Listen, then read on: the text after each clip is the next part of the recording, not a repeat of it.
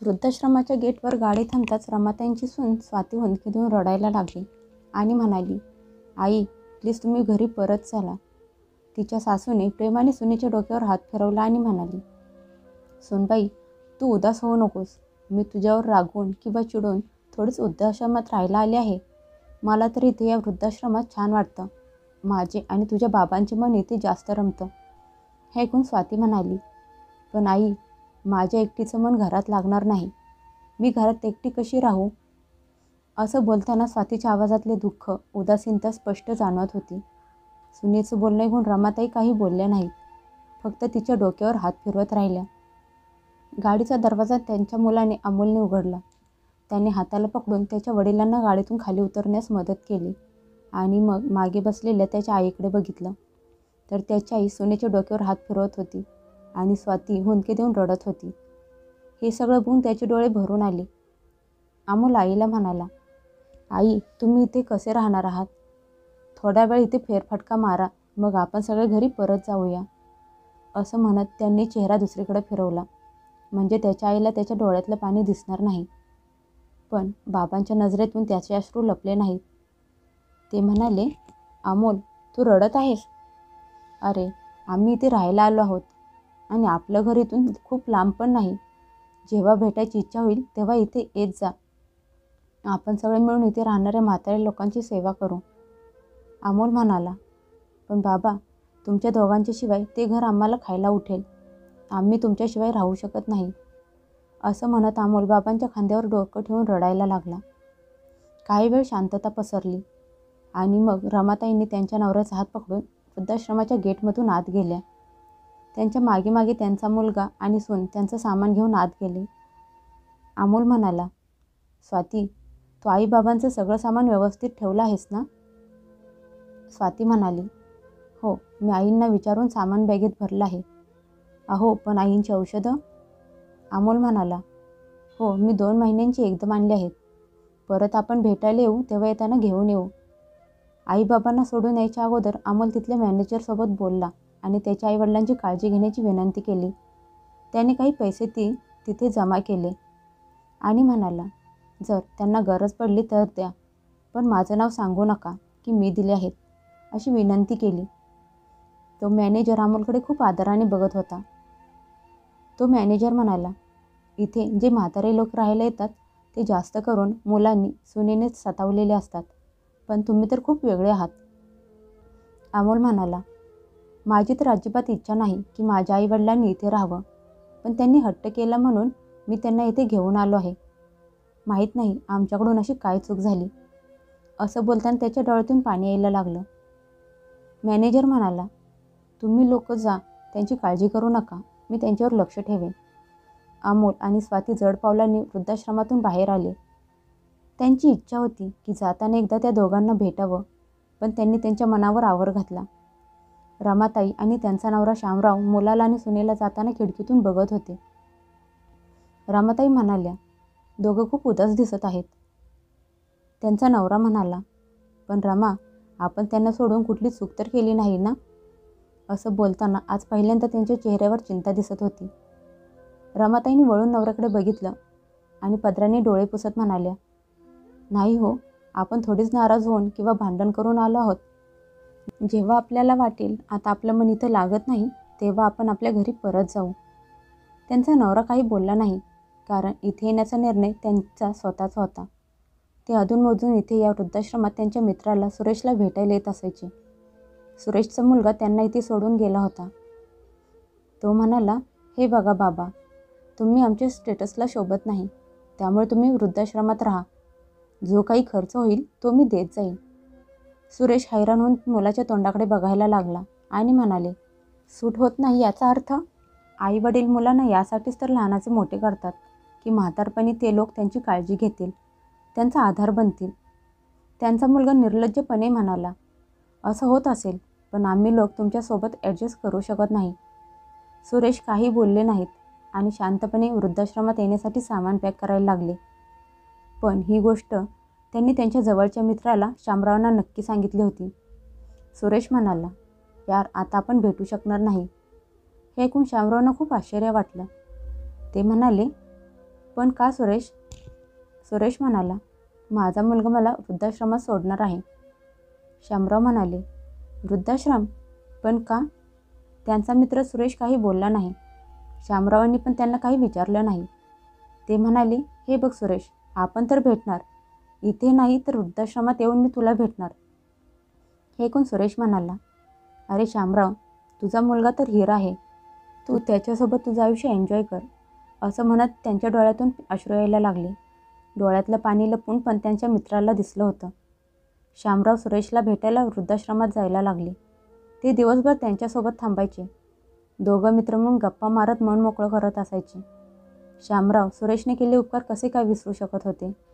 प्रत्येक सुखदुःखात त्यांनी त्यांची साथ दिली होती. दोघांची खूप घनिष्ठ मैत्री झाली होती. एकमेकांना भेटल्याशिवाय त्यांचा दिवस पूर्ण होत नसायचा. शामराव तिथे राहणाऱ्या दुसऱ्या म्हाताऱ्या लोकांना भेटले. शामराव वृद्धाश्रमात जाताना सोबत खूप खायच्या प्यायच्या वस्तू घेऊन जायचे आणि सगळे लोक बसून खात गप्पा मारत असायचे. शामरावना आता वृद्धाश्रम आवडायला लागला होता. तिथल्या वातावरणात ते रमले होते. कितीतरी वेळा ते सोबत त्यांच्या बायकोला रमालासुद्धा घेऊन येत असायचे. एक दिवस ते त्यांच्या मुलाला म्हणाले, अमोल, मला काही रुपये पाहिजेत. अमोल म्हणाला, बाबा किती रुपये पाहिजेत? शामराव म्हणाले, ते 5 लाख रुपये. अमोल म्हणाला, हो बाबा, मी तुम्हाला चेक देऊ का कॅश?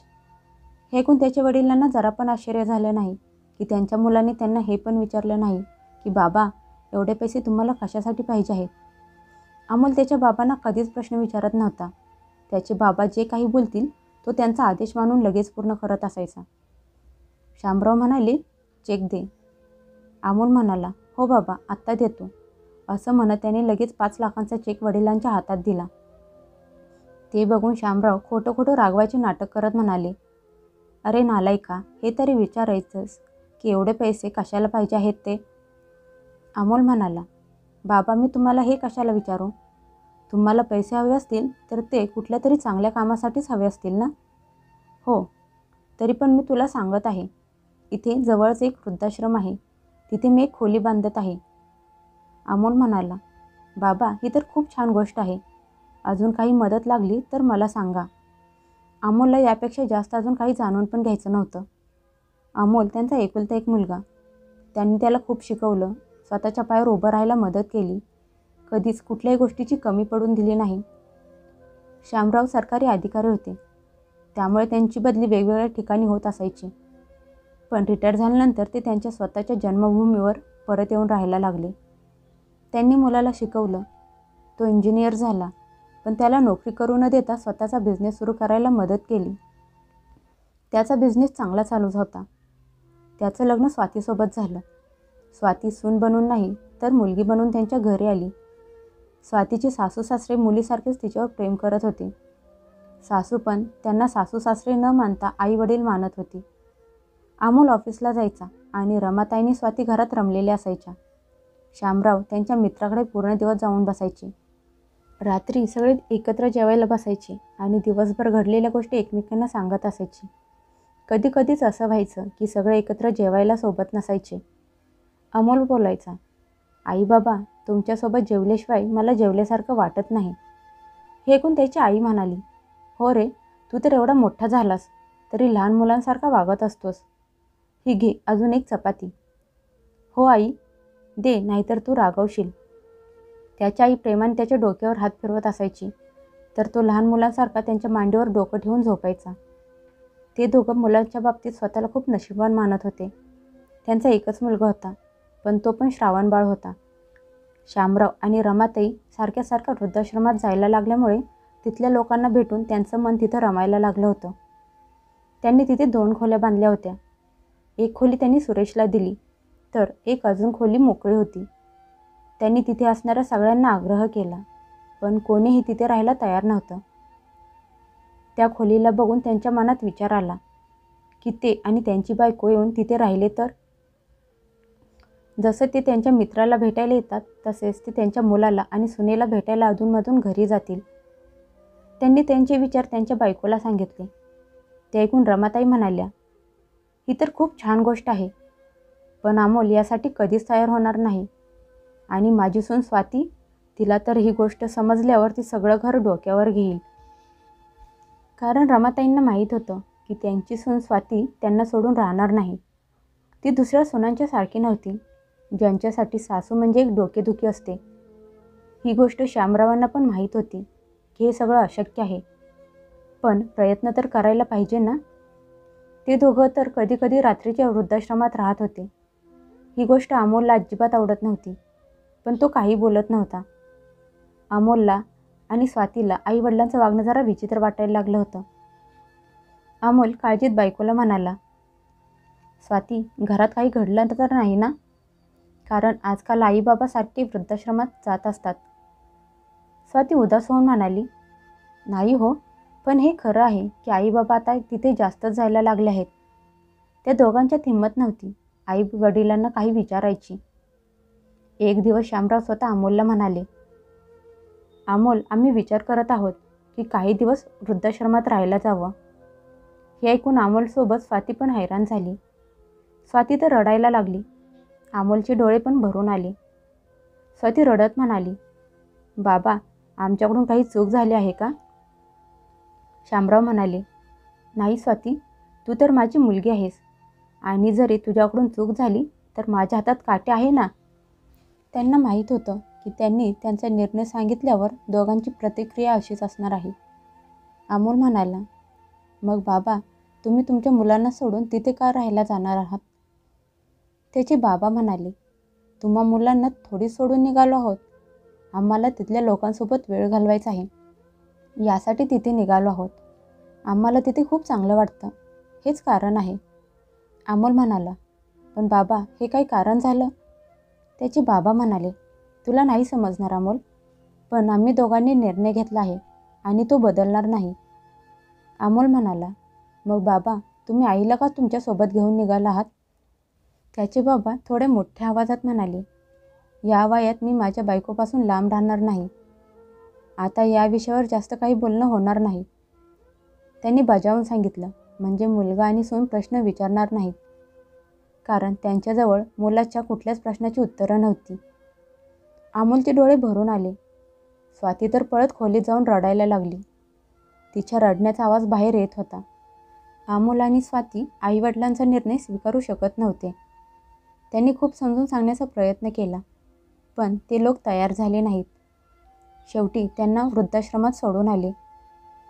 त्या दोघांना माहीत होतं की त्यांच्या मुलांसाठी हे स्वीकारणं खूप कठीण आहे, पण त्यांच्यापुढे दुसरा कुठलाच मार्ग नव्हता. ते त्यांच्या मुलाच्या आणि सुनेच्या सोबत खूप चांगले राहत होते. ती दोघं पण त्यांची खूप काळजी घेत होते. तरी पण त्यांना कुठेतरी एकटेपणा जाणवत होता. अमोल त्याच्या आईवडिलांशी कामापुरतं बोलत असायचा. वृद्धाश्रमात त्यांचा एकटेपणा दूर व्हायचा. तिथे ते भांडत असायचे, मजा मस्ती करत असायचे. कारण त्यांनी जसे आत्तापर्यंत थाटात त्यांचे आयुष्य जगले होते, त्या आयुष्यापासून ते बोर झाले होते. आता रामाताई आणि त्यांच्या नवऱ्याला वृद्धाश्रमात राहायला येऊन 1 वर्ष झालं होतं. अमोल आणि स्वाती त्यांना भेटायला येत असायचे आणि कितीतरी वेळा सणाला घरी घेऊन जायचे. म्हणायचे, तुमच्याशिवाय सण चांगला वाटत नाही, तुम्हाला आमच्यासोबत यायला लागेल. स्वातीच्या हट्टापुढे रामाताई हार मानायच्या आणि 1-2 दिवसांसाठी घरी यायच्या, पण ते दोघे लगेच आश्रमात माघारी निघून जायचे. त्यांचं मन तिथं खूप रमलं होतं. तिथे ते मोकळ्या मनाने जगत होते. आज मॅनेजरने त्यांना सांगितलं की स्वाती बाथरूममध्ये पाय घसरून पडली आणि तिच्या पायाला प्लॅस्टर केलं आहे. हे ऐकून रमाताईंच्या डोळ्यातून अश्रू आले. मुलांनी याबद्दल सांगितलं नाही म्हणून त्यांना मुलाचा खूप राग आला. त्यांना समजताच ते दोघं रिक्षा करून त्यांच्या घरी आले. रिक्षातून खाली उतरून त्यांनी स्वतःच्या घराकडे निरखून बघितलं. खूप दिवसांनी ते घराला बघत होते. त्यांच्या हातात फक्त एक पिशवी होती. घरात आत आल्यावर ते दोघं मुलाच्या खोलीत गेले, तर स्वाती बेडवर झोपली होती. रमाताईंनी स्वातीकडे बघितलं तर ती खूप कमजोर दिसत होती. तिच्या पायाला प्लॅस्टर केलं होतं. स्वातीचा डोळा लागला होता. रमाताईंनी सुनबाई म्हणून प्रेमाने आवाज दिला. तिने पायांचा आवाज ऐकला होता, पण जसं तिच्या कानात सुनबाई शब्द पडला ती खडबडून जागी झाली. हा तर आईंचा आवाज आहे. सासूला समोर बघून ती रडायला लागली. तिने उठण्याचा प्रयत्न केला, पण रमाताई म्हणाल्या, उठू नको सुनबाई, पडून राहा. तिचे सासरे म्हणाले, कशी आहेस बाळा? बाबा म्हणत हुंदके देऊन स्वाती रडायला लागली. अमोल बहुतेक घरातच होता. बायकोच्या रडण्याचा आवाज ऐकून तो पळत बाहेर आला, तर समोर आई बाबांना बघितलं. आई, बाबा असं म्हणत तो त्यांच्या गळ्यात पडला. रमाताई सुनेच्या डोक्यावर हात फिरवत होत्या. अमोलचे बाबा रागात म्हणाले, सुनबाईच्या पायाला प्लॅस्टर केलं, पण तुला आम्हाला सांगायची गरज वाटली नाही का? रमाताई नाराज होऊन म्हणाल्या, ही तर माझी चूक आहे. अमोल म्हणाला, काय करू बाबा, आता मला तुम्हाला अजून त्रास द्यायचा नव्हता. तुम्हाला त्रास होईल याचा विचार करून तुम्हाला सांगितलं नाही. त्याचे बाबा म्हणाले, हे तर चुकीचं आहे अमोल. आम्ही तर घरापासून लांब गेलो आहोत, पण तू तर आम्हाला तुमच्यापासून लांब करायला लागला आहेस. असं म्हणत त्यांचा आवाज भारी झाला. शामराव म्हणाले, जोपर्यंत सुनबाईचा पाय बरा होत नाही तोपर्यंत तुझी आई तिच्यासोबत राहील आणि मी उद्या सकाळी परत जाईन. अमोल म्हणाला, बाबा तुम्ही पण का राहत नाही इथे? तसंही तुम्ही काही दिवसांसाठी आश्रमात राहायला गेला होता. आता तर खूप दिवस झाले, हो ना बाबा? आता मी तुम्हाला परत जाऊ देणार नाही.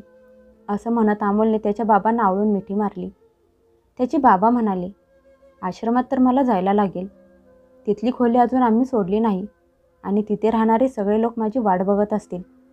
पण तुझी आई काही दिवस इथे राहील स्वातीसोबत, तिची तब्येत ठीक होईपर्यंत. अमोल काही बोलला नाही, कारण त्याला माहीत होतं त्याचे बाबा त्याचं ऐकणार नाहीत. सकाळी लवकरच शामराव त्यांची पिशवी उचलून निघून गेले. जाता जाता रमाताईंना म्हणाले, हे बघ रमा, सुनबाई बरे झाल्यावर तू पण लगेच ये. तुझ्याशिवाय मला करमणार नाही. हे ऐकून रमाताई लाजल्या. चेहऱ्यावर गोड हसू आलं, पण मन आतून भरून येत होतं. त्यांनी सुनेच्या डोक्यावर हात फिरवला आणि म्हणाले, हे बघ, तुझे आईबाबा कुठे पण राहू दे, पण त्यांचं मन कायम तुमच्याजवळ असेल. आश्रम आमचं दुसरं घर आहे. तिथे आम्ही तुमच्यासारख्या लोकांसोबत राहतो, वेळ घालवतो. पण या घराशी आमचं नातं कधीच तुटणार नाही. म्हातारपण ओझं नाही, तर अनुभवांचा खजाना आहे. आम्ही आश्रमात राहून तिथल्या लोकांना आधार देणार आणि तू इथे राहून तुझं घर कुटुंब सांभाळ. आपल्या लोकांची सेवा, त्यांचा मानसन्मान हेच जीवनाचे खरं सुख असतं. अमोल रडत त्यांच्या पायाजवळ बसला. त्या क्षणी अमोलला आणि स्वातीला याची जाणीव झाली की आई वडील कुठेही राहू दे, पण त्यांचा आशीर्वाद आणि प्रेम कधीच लांब जाऊ शकत नाही. त्या दिवशी त्या दोघांनी मनाशी पक्क केलं की ते त्यांच्या मुलांना पण ही शिकवण देतील की घरात म्हातारे लोक असणं एक वरदान असतं, ओझं नाही.